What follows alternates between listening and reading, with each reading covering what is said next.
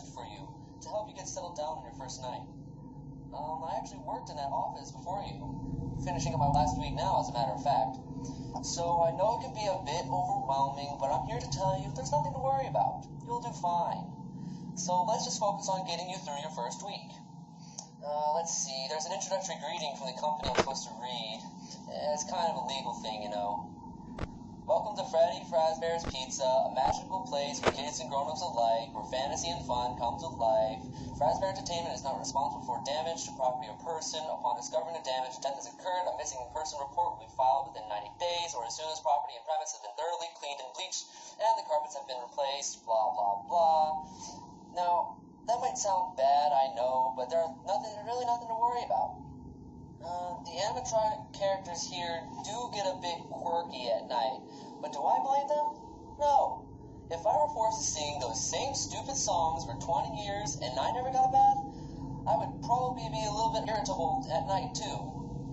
So remember, these characters hold a special place in the hearts of children, and we need to show them a little respect, right? Okay. So just be aware, the characters do tend to wander a bit. It's like some kind of free roaming mode. Something about their servos locking up, and they get turned off for too long. They used to be able to walk around during the day, too, but there was a spite of 87.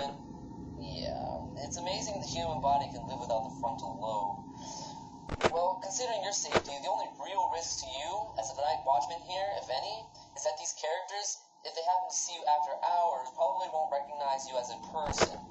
They'll most likely see you as a metal endoskeleton without its costume on. Now, since that's against the rules here at Freddy Fazbear's Pizza, they'll probably try to forcefully stuff you inside of Freddy Fazbear's suit. Now, that wouldn't be so bad if the suits themselves weren't filled with crossbeams, wires, animatronic devices, especially around the facial area. So you can imagine having your head forcefully pressed inside one of those would cause a bit of discomfort and death. But the only parts that would see the light of day again would be your eyeballs and teeth that pop out in front of the mask. Yeah, they don't tell you these things when you first sign up.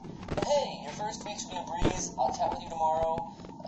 Check the cameras, and remember to close the door only when it's absolutely necessary. You have to conserve power. Alright, good night.